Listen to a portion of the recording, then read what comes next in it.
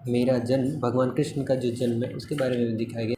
ये बुक पूरी तरह से सेल्फ रियलाइजेशन यानी आत्मज्ञान के बारे में, स्वयं के बारे में जानने के बारे में, या फिर कह सकते हैं आपकी खुद की खोज के बारे में इस पुस्तक को लिखा गया है।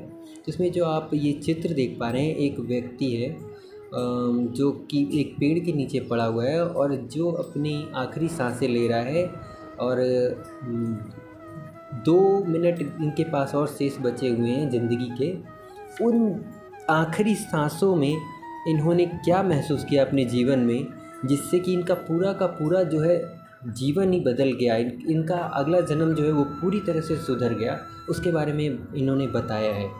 यहाँ पर अगला जन्म आप शरीर के हिसाब से देख रहे होंगे, पर भगवद गीता के अनुसार जब आप समझेंगे तो शरीर का जन्म नहीं होता है, जन्म चेतना का होता है और चेतना ही दोबारा से आती है, शरीर नहीं। तो हम वापस से आ जाते हैं अपनी उसी कहानी पे कि इस कहानी में इस एक आम इंसान को दिखाया गया है और इसकी बहुत बुरी अवस्था को दिखाया गया है कि किस तरीके से इसने पूरी जीवन भर दुख और बस दुख ही प्राप्त किया है और किस तरीके से इसने अपनी सारी गलतियों का, सारी खामियों का दोष जो है वो दूसरों पर डालने की आदत से बाज नहीं आ पाया, कह सकते हैं आप। तो इस आदत को हम अपने अंदर से सुधार कर पाएँ, इसलिए ही शायद ये बुक लिखी गई है। इसमें मैं 2-4 लाइनें आपके लिए पढ़ देता हूँ। हमेशा वे बेइज्जती ही सही थी जो जहाँ मिला था दुत्कारा था, जिसने भी जब कभी भी देखा था तिरस्कार की नज़रों से ही देखा था। कमाल था इतनी अवहेलना सहने के बावजूद स्वभावतः कभी किसी पर अपनी नाराज़गी तक प्रकट नहीं कर पाया था, बस मन ही मन जलता रहा था।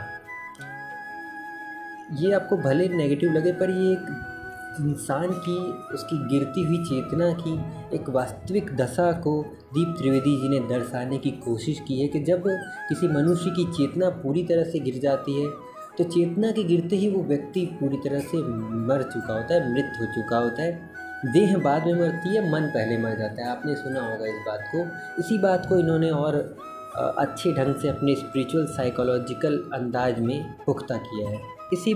इसी बुक में शुरुआत में जैसा कि सारे दोस्तों के बारे में बताया गया है कि वो दूसरों को ही बुरा भला कहते थे और कहते कहते इनको जो एक रियलाइजेशन हुआ आखिर में, उस पे भी ये एक पॉजिटिव बात ये रही है कि इनको समझ आने लग गई सारी चीज़ें कि हाँ, ये जो गड़बड़ होती थी, जो गलतियाँ थी, ये सारी खामियां मुझ में थी। बाहर में कुछ भी, कहीं पे भी गड़बड़ नहीं था, बल्कि सारी चीज़ें जो भी थी वो भीतर आंतरिक जगत में मेरी गड़बड़ थी। जैसा कि देखिए आप इसमें एक लाइन लिखा हुआ है कि आश्चर्य यह कि स्वयं का दोष क्या समझ आया, अचानक मैं अपने भीतर एक शक्ति का उदय होता हुआ महसूस करने लगा। यहाँ पर ये शक्ति कोई भगवान या ईश्वर या कोई ऐसी देवी अचानक आकाश से गिरी, ऐसी किसी शक्ति की बात नहीं की जा रही है। एक पॉजिटिव थिंकिंग की बात की जा रही है कि अगर आप पॉजिटिव होकर करके सोचें तो सारी चीज़ें बदली जा सकती हैं। ऐसा कुछ इसमें कहने की कोशिश की है लेखक ने।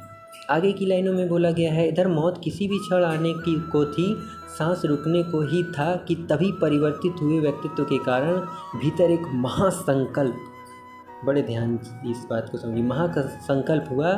मेरी आत्मा से आवाज़ निकली, देख लेना दुनिया वालों, मेरा अगला जन्म ऐसा होगा कि मैं जहाँ हाथ डालूँगा मेरे हाथ सर्वत्र विजय ही लगेगी।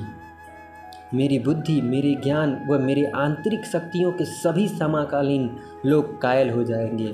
मैं अगले जन्म में ऐसा कुछ कर दिखाऊंगा कि आने वाले युगों युगों तक मेरी प्रज्ञा की मिसालें दी जाएंगी, क्योंकि अब मैं दुनिया का दस्तूर समझ चुका हूँ। यहाँ मनुष्य को स्वयं के द्वारा स्वयं का उद्धार करना पड़ता है।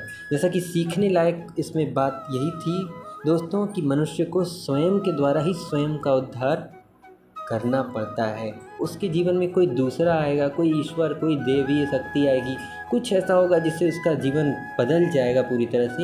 ये एक बहुत बड़ी गलतफहमी है, मिथ है। इसे हमें काटने की, मिटाने की पूरी कोशिश की गई है इस बुक में। तो ये बुक बहुत बेहतरीन है, बहुत शानदार है। इसमें जो चित्र का प्रयोग किया गया है, आप अगर पढ़ेंगे तो आपको पूरी तरह आनंदित और हर्षित कर देगा ये बुक। तो आप मेरी राय में आप इस बुक को एक बार लाइफ में ज़रूर पढ़ें। ये आपको एक अलग लेवल का आनंद भी देगा, सुकून भी देगा और श्री कृष्ण की साइकोलॉजी से आपके जीवन में पूरी तरह से सारी चीज़ों को बदल कर भी रख देगा। Thank you so much.